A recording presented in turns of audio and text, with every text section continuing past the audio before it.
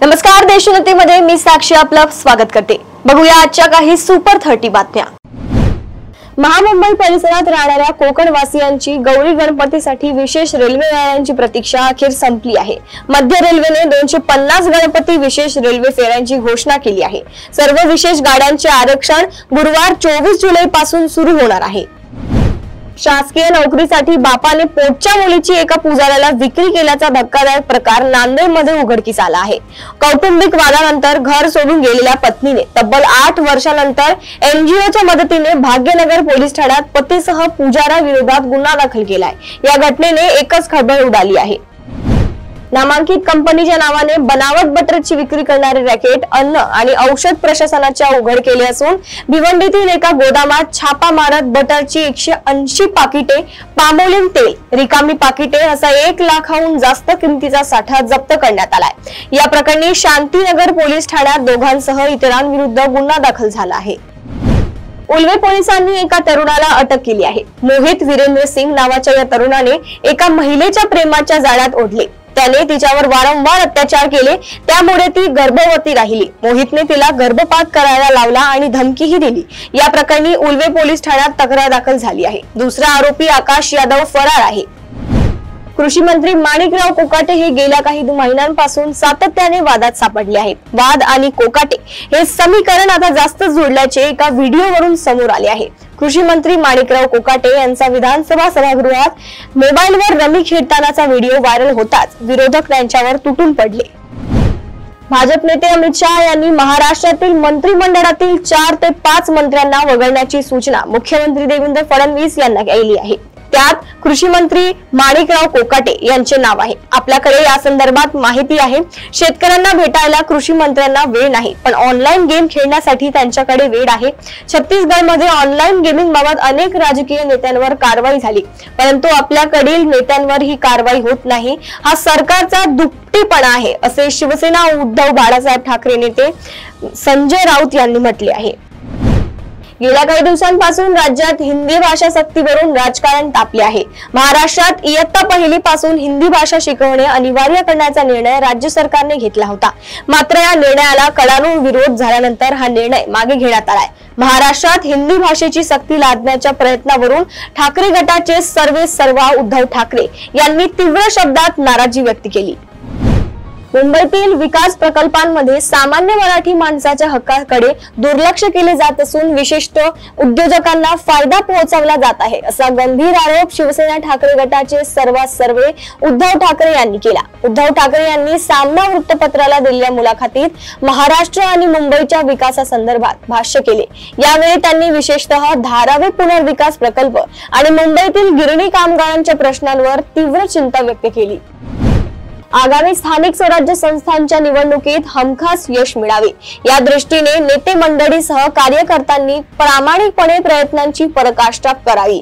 स्थानिक स्वराज्य संस्थांच्या निवडणुकीला आम्ही महायुती म्हणूनच सामोरे जाणार असल्याचे प्रतिपादन राष्ट्रवादी काँग्रेस पक्षाचे प्रदेशाध्यक्ष सुनील तटकरे यांनी केले। महाराष्ट्राचे माजी मुख्यमंत्री आणि शिवसेना उद्धव बाळासाहेब ठाकरे पक्षाचे प्रमुख उद्धव ठाकरे यांनी सामनाला दिलेल्या मुलाखतीत विविध प्रश्नांवर भाष्य केले। दरम्यान याच मुलाखतीच्या दुसऱ्या भागात त्यांनी मुख्यमंत्री देवेंद्र फडणवीस यांना सल्ला दिला आहे। मी सल्ला देतो आहे, टोमणा मारत नाही। त्यांनी ऐकायचं की नाही हा त्यांचा प्रश्न आहे, असंही उद्धव ठाकरे यांनी सांगितलंय। तसंच मोदींवरही त्यांनी टीका केली आहे। वीज निर्मिती बरोबरच शेती, पर्यटन या व्यवसायांना चालना देण्यासाठी उपयुक्त असलेल्या काळ जलविद्युत प्रकल्पाचे काम 27 वर्षांनंतरही रखडलेलेच आहे। रायगड जिल्ह्यासाठी महत्त्वपूर्ण असलेला हा प्रकल्प 4 वेळा सुधारित प्रशासकीय मान्यता देऊनही मार्गी लागलेला नाही। त्यामुळे 98 कोटींच्या या प्रकल्पाची किंमत 1670 कोटींवर पोहोचली आहे। पवित्र अमरनाथ यात्रेवरून परतणाऱ्या भाविकाचा हृदयविकाराच्या धक्क्याने रेल्वेतच मृत्यू झाल्याची घटना अलवर जंक्शन राजस्थान येथे घडली। बाळासाहेब नेथू थोरात असे मरण पावलेल्या भाविकाचे नाव असून या घटनेने परिसरात हळहळ व्यक्त केली जात आहे। कुपोषण दूर करण्यासाठी सरकारी यंत्रणा कार्यरत असल्या तरी अद्याप काही गावांमध्ये अशक्त मुलं आढळतात. फुलंब्री तालुक्यात एकाच वस्तीवर 3 मुलांना लुडेपणा आल्यानं आरोग्याला यंत्रणेला मोठा धक्का बसलाय. सदर 3 मुलांवर शहरातील वेगवेगळ्या रुग्णालयात उपचार सुरू आहेत. गावातील एका बालकांमध्ये ही बाब लक्षात आल्यावर इतरांच्या तपासणीत अन्य दोघांमध्ये लक्षणं आढळली. यानंतर तिथं सविस्तर सर्वेक्षण सुरू केल्याची माहिती जिल्हा आरोग्य अधिकारी डॉक्टर अभय धानोरकर यांनी दिली. महाराष्ट्रात भाषेवरून सुरू असलेला वाद अजूनही थांबण्याचे नाव घेत नाही. राज ठाकरे आणि उद्धव ठाकरे यांच्या नंतर आता शरद पवारांच्या राष्ट्रवादी काँग्रेसच्या नेत्या आणि खासदार सुप्रिया सुळे यांनीही मराठी विरुद्ध हिंदी भाषेच्या वादावरून फडणवीस सरकारला घेरण्यास सुरुवात केली. मुख्यमंत्री देवेंद्र फडणवीस कोणाच्या तरी दबावाखाली हिंदीला मराठीपेक्षा वरचढ करीत आहेत. महाराष्ट्राच्या इतिहासात असं पहिल्यांदाच घडतंय असं म्हणत सुप्रिया सुळे यांनी राज्यातील महायुती सरकारवर निशाणा साधलाय. राष्ट्रवादी शरदचंद्र पवार पक्षाच्या खासदार सुप्रिया सुळेंनी माध्यमांशी संवाद साधलाय. त्यावेळी त्या बोलत होत्या.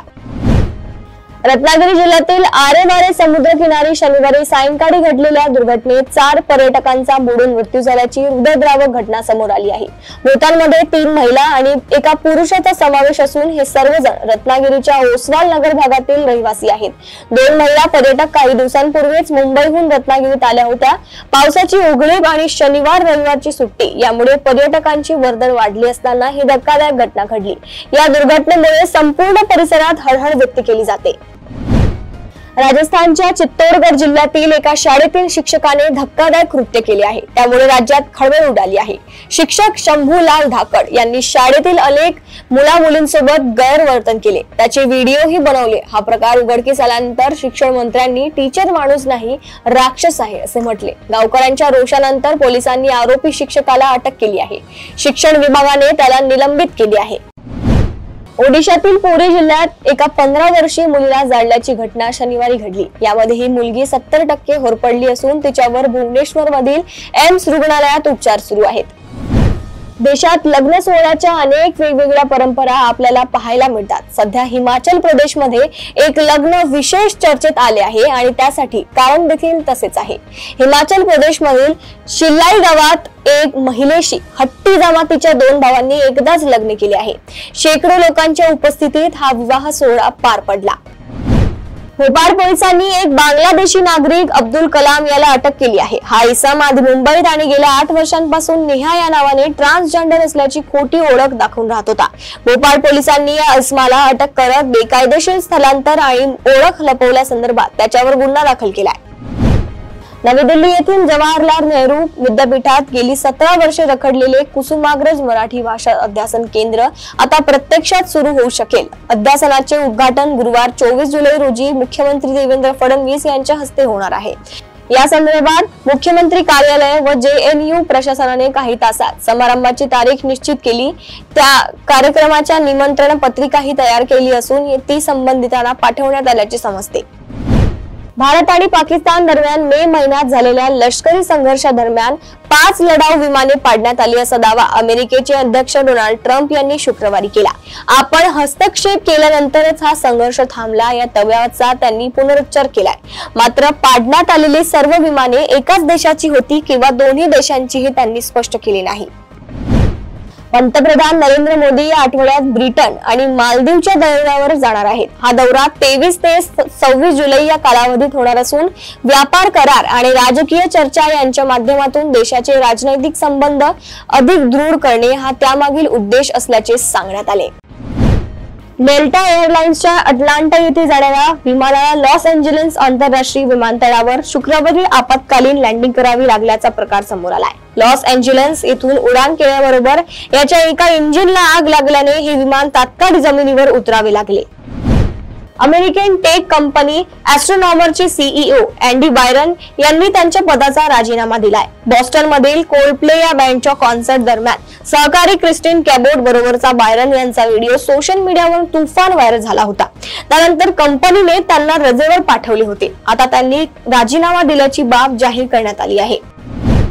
व्हिएतनाम मधील प्रसिद्ध हा लॉग बे येथे शनिवारी दुपारी पर्यटकांनी घेऊन जाणारी बोट उलटल्याने किमान 34 लोकांचा मृत्यू झालाय। अचानक आलेल्या जोरदार पावसामुळे ही दुर्घटना घडली। या दुर्घटनेत अनेक कुटुंबे होती आणि मृतांमध्ये 20हून अधिक मुलांचा समावेश आहे। बचाव पथकांनी 11 जणांना बचावले असून बेपत्ता लोकांचा शोध सुरू आहे। राज्यातील औद्योगिक प्रशिक्षण संस्थांमध्ये 2025 या शैक्षणिक वर्षासाठी 2 फेऱ्यांमध्ये केवळ 50,566 विद्यार्थ्यांनी प्रवेश घेतलाय। ITI साठी 1,47,432 जागांची प्रवेश क्षमता उपलब्ध होती। दुसऱ्या फेरीतही अल्प प्रतिसाद असल्याचे चित्र आहे। 94,320 जागा सरकारी ITI मध्ये तर 53,112 जागा खासगी ITI मध्ये उपलब्ध होत्या।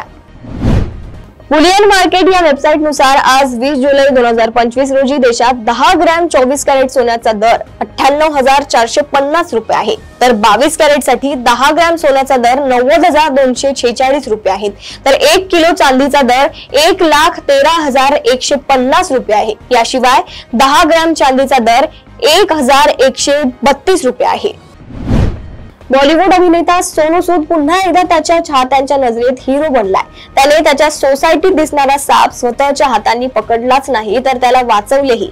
या दरम्यान त्याच्या चेहऱ्यावर भीती दिसत नव्हती। त्याचा हा व्हिडिओ पाहून चाहतेही आश्चर्यचकित झाले आहेत। सापाला पकडताना सोनू म्हणतो की मला तो कसे पकडायचे आहे माहित आहे, म्हणून तो मी पकडलाय। दाक्षिणात्य दिग्दर्शक विष्णू मंचू यांनी नुकत्याच दिलेल्या मुलाखतीमध्ये रामायणवर आधारित चित्रपटाची घोषणा केली आहे। त्यांनी नुकताच नयनदीप रक्षितला मुलाखत दिली। यामध्ये त्यांनी रामायणवर आधारित चित्रपट करणार असून त्याची स्क्रिप्टही तयार असल्याचं म्हटलंय। यामधून ते रावणाची कथा मांडणार आहेत। रामाच्या भूमिकेसाठी अभिनेता सूर्या तर सीतेच्या भूमिकेसाठी आलिया भट्ट असं त्यांनी म्हटलंय।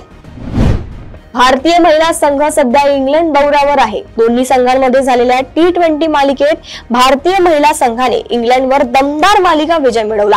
आता दोन्ही संघांमध्ये वन डे मालिकेचा थरार सुरू आहे। मालिकेतील दुसरा सामना लॉर्ड्सच्या मैदानावर पार पडला। याआधी जेव्हा दोन्ही संघ या मैदानावर आमने सामने आले ते होते, त्यावेळी दीप्ती शर्माने केलेले मार्कडिंग तुफान चर्चेत राहिलं होतं। आता इंग्लंडच्या सलामीवीर फलंदाज टॅमी ब्यूमटोने असं काही केलं ज्यावरून नवा वाद पेटला आहे। तर या होत्या आजच्या काही सुपर 30 बातम्या। अशाच बातम्या जाणून घेण्यासाठी बघत रहा देशोन्नती। नमस्कार।